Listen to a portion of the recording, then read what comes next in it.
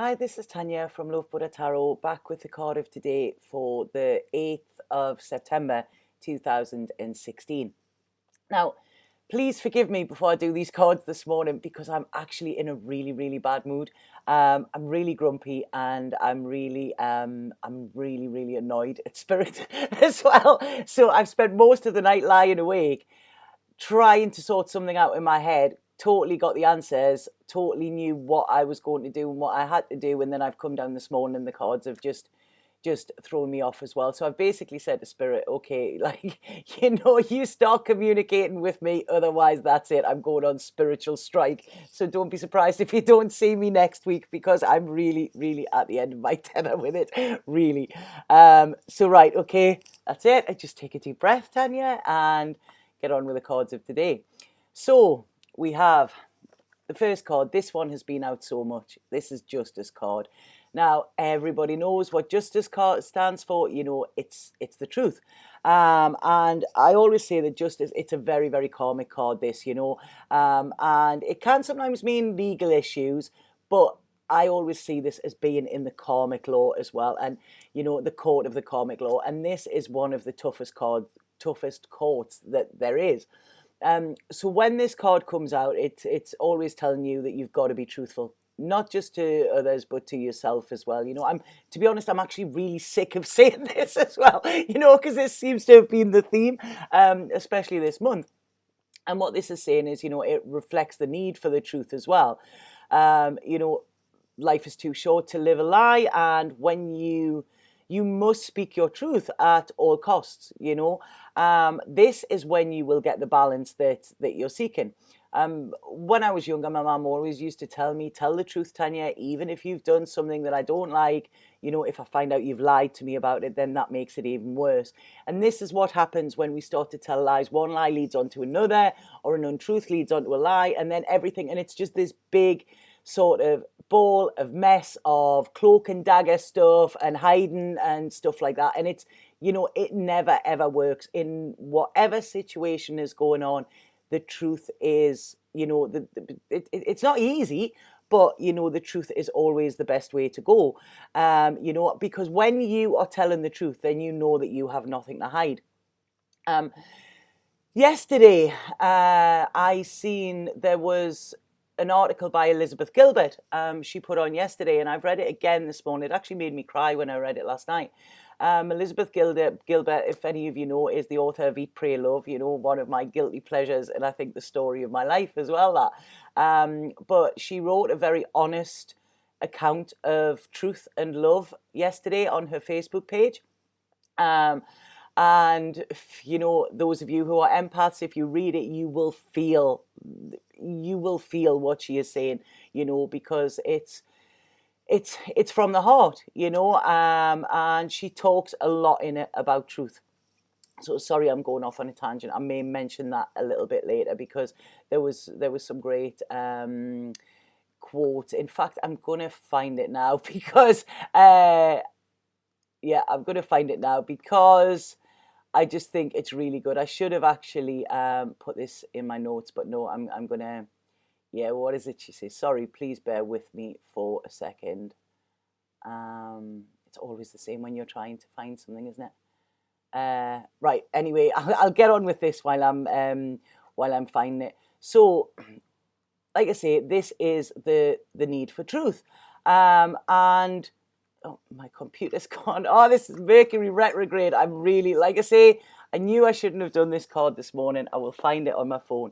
So yeah, I mean, this is saying, that you can't hide from the truth at all. I mean, that's what many of us try to do, but it's always there, and it's it sort of looms over us if we don't as well, and truth is paramount in any sort of relationship, whether this is friendship, whether this is romantic, whether this is work, whether this is siblings, whether this is children, whatever. Truth is always the key here as well. And what I want to say that Elizabeth Gilbert talks about here in truth, it was just, I thought it was absolutely beautiful. And there, she says, the truth has legs, it always stands. When everything else in the room has blown up or dissolved away, the only thing left standing will always be the truth. Since that's where we're going to end up anyway, you might as well just start here. So that's it. The truth always comes out in the long run. So the longer you hide it and the longer you sort of draw it out, the worse it is going to be, you know. So when this card comes in, what it does is it just strips back the veil of charade, you know, that's here. And Justice sees right through this. There's no pulling the wool over Justice's eyes, you know. And she's urging you to own up or confront. This is what is needed to be done. You know, she's never about punishment. You know, she can be uncomfortable. When Justice comes in, things often get uncomfortable. But it's like I say, you know, she sort of blows everything wide open. I've just got in my head there, that was really strange. Was it the Get Carter film when it's like you're only meant to blow the bloody doors off or something? So, do you know what I mean? Yes, there will be a shitstorm with the truth, but, you know, I don't know why I got that in. Sorry. So, yeah, what Justice does is strip everything down to the cold, hard facts, brings all evidence to light, you know, and this is where balance can be brought in, because at the moment there's no balance. If there's no truth, there's no balance, you know. And the thing is, we cannot hide from the truth as well. The truth will hurt us, as I've said before, you know. The truth can hurt us, but, you know, like a lie, the longer a lie goes on, that actually hurts us more in the long run. You know, when we make mistakes, we can learn from them, but often we are too busy denying them to even see them. You know, that's it. You know, it's like, yeah, okay, I'll tell a lie to myself, and I'll skirt around the edges and everything, and it's no brutal, hard truth. This is what I actually thought I'd done to myself last night, and then, like I say, spirit sort of have other ideas. So that's why I'm really, really annoyed. What Justice does as well is Justice doesn't allow anybody to point the finger of blame neither, because when we point the finger of blame at somebody, there's always three pointing back at us as well, you know. So we need to be truthful today, you know, and the rest will follow with that as well. So it's like, stop the hiding, stop the blaming, you know, stop the excuses, and actually take responsibility, you know, for the part that you're playing in your life, you know. And what you need to do here is swear an oath unto yourself that you will stop any pretense, cut through any crap, and this is where there will be the best and fair outcome for all involved, you know. Once you do this, there's a weight will be lifted with this. Now, like I say, I'm not going too much into the Justice card because we've had that out so many times in the last couple of weeks. I was alerted this morning to a friend of mine sent me an article first thing, and it was all about the nines, because he'd watched my video, so he was telling me, you know, I'll read this article. And it was basically talking, obviously, tomorrow we have the 9th of the 9th of the 9th, you know, it's the 999.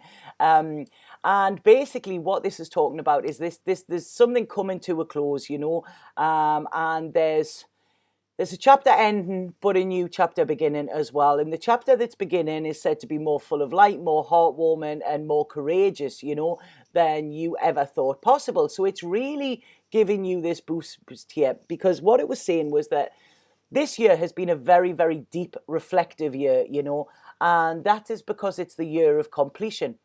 It's a year of letting go and a year of possibility. So it's like, it's sort of something's being taken on one hand, but given in the other, you know, and it's a really powerful symbol, you know, and there's a lot of potential around this.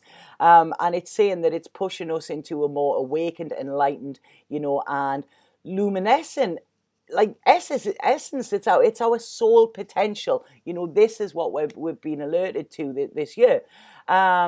So it's basically like asking, what is your mission? What is your soul purpose? You know, how can you step into the real you? Like I say, that's why I'm mentioning the nines today, because this is about stepping into the real you, you know, and the real you takes responsibility as well, you know. So what you've got to do is get out of your head, you know, and get into your heart. Ask yourself, how do you really feel? What is it that makes your heart sing, you know? And then just say, right, okay, I'm going to take baby steps to actually get there, you know, because what this is, it's like this whole year has been building up and building up and building up, and it's almost at like a crescendo. And what you need to do is you need to open that pressure valve. Once you open that pressure valve, this is when the pressure can be released, you know, and this is when the pressure is off you as well, you know, because it's like I say, there's this, this need to be authentic and this need to be truthful. If we're not doing that, we pile ourselves full of pressure, you know, and this is not a good way to be. And it actually gets you really annoyed and pissed off like what I am today, you know. So I'm really sorry. I hope it's not coming across that much, you know. I will deal with it in a second. I just had to get the cards done first. So, right, okay, so we have this need for truth.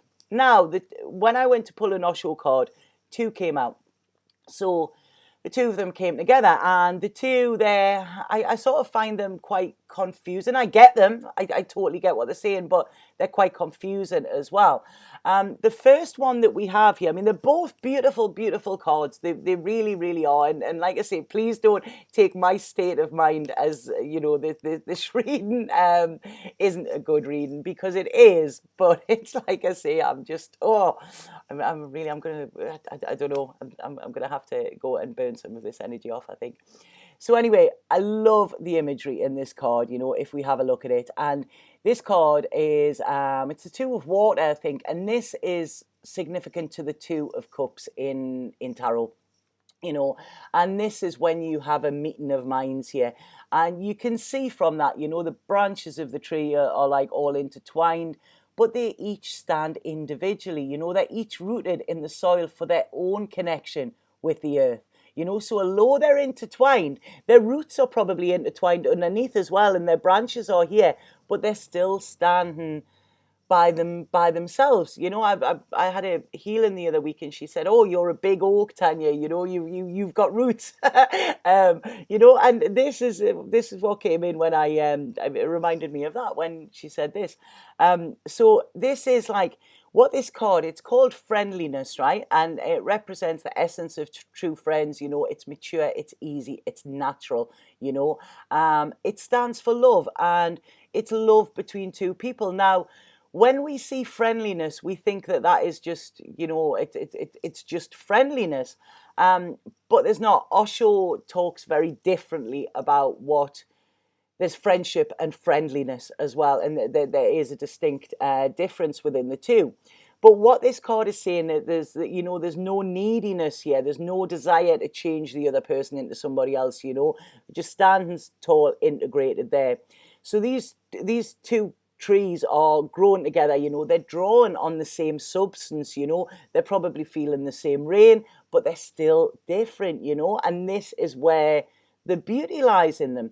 So when you experience, like, you know, the sort of passage of when you get to this friendliness level, you realize that, you know, like, sort of dramas and romances and all of this sort of 3D world stuff doesn't really mean anything, you know. It's like I say, this is natural. This is connecting to source, you know. It's connecting to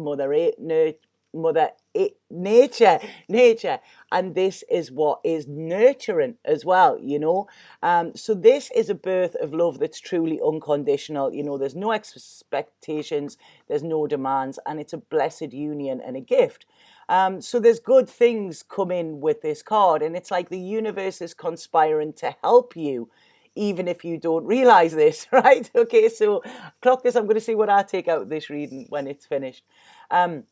So what Osho says is, unless you have an existential taste of friendliness, it will be very difficult, almost impossible, to make a distinction between friendship and friendliness.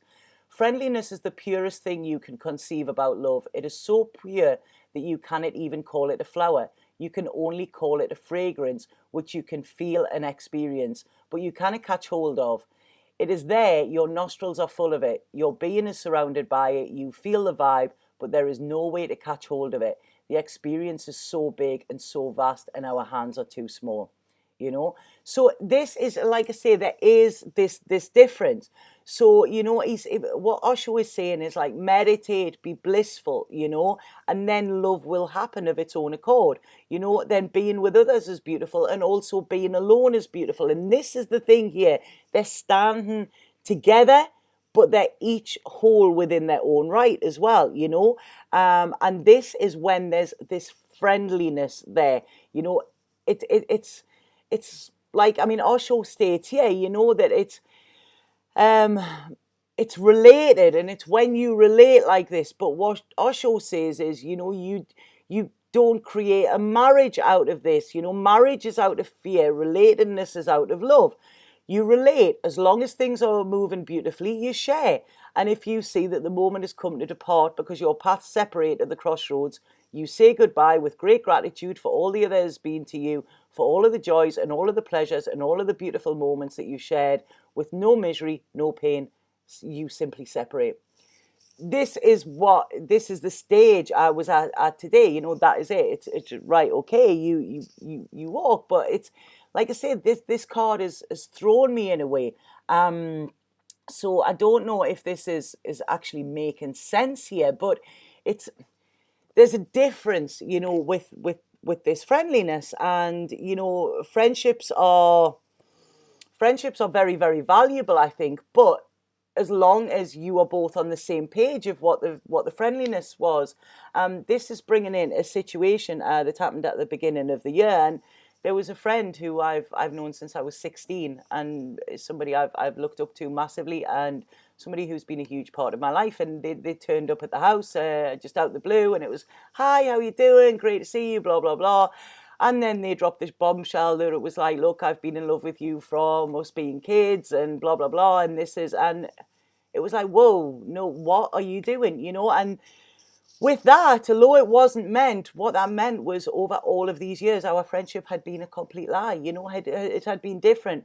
We were both on different pages for it, and it was very, very sad, because although that person is still in my life in some way, they can never be in my life in the way that they were, because they were wanting something else out of the friendship. So it's like I say, that was quite a strange one. But this is where this card comes in as well. And like I say, I really feel like I'm just completely off course today.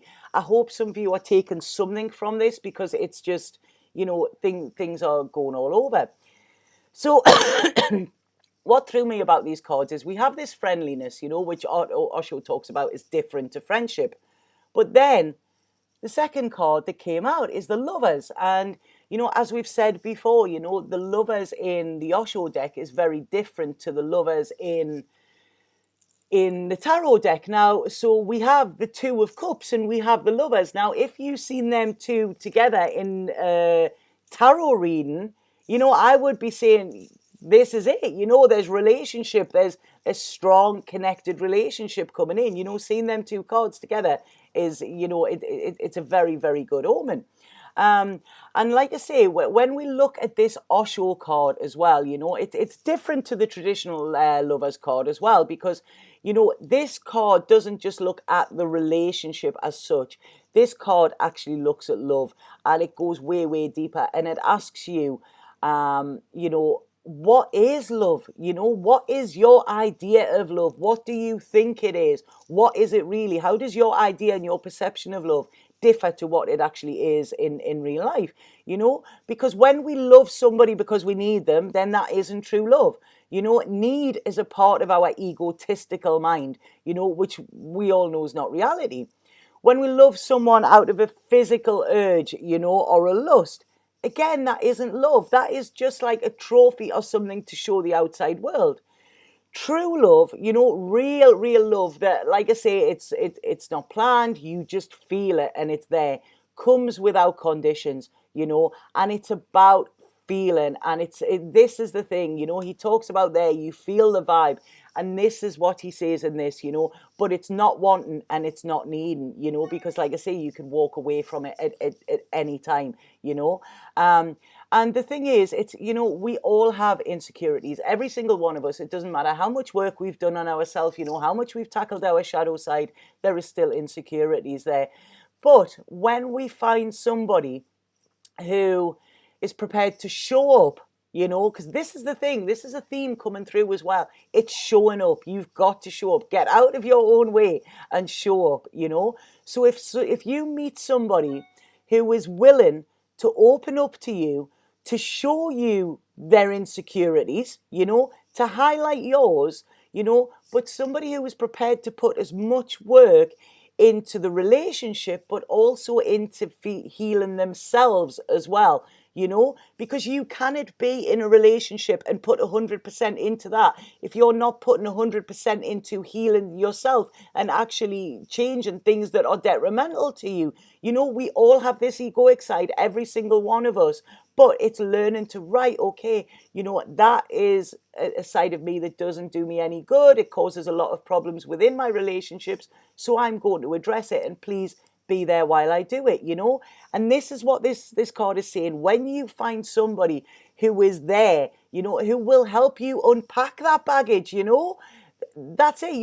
They're not filling the void in you, but they're there as a support. You know, this is when you can get two wholes that actually become one, you know. And when you have that support and when you have that safeness to work through the healing that needs to be done, to address issues within yourself and your shadow side that needs to be done, and somebody's there saying, you know what, well done, you know, like I'm really, really proud of you for doing that. You know, that's not an easy task.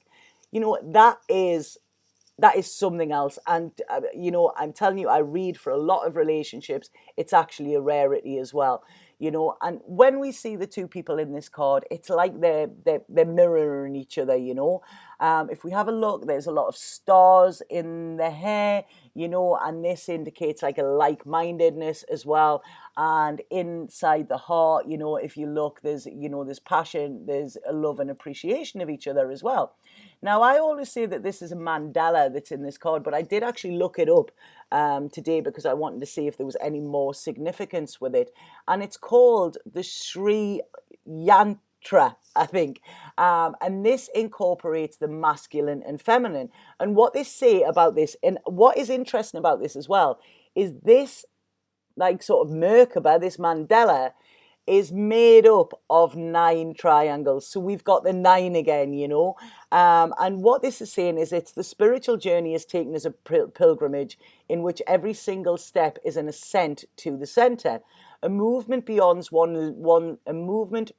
one's limited existence, and every level is nearer to the goal. Such a journey is mapped in stages, and each of the stages corresponds with one of the circuits which is within this Sri Yantra.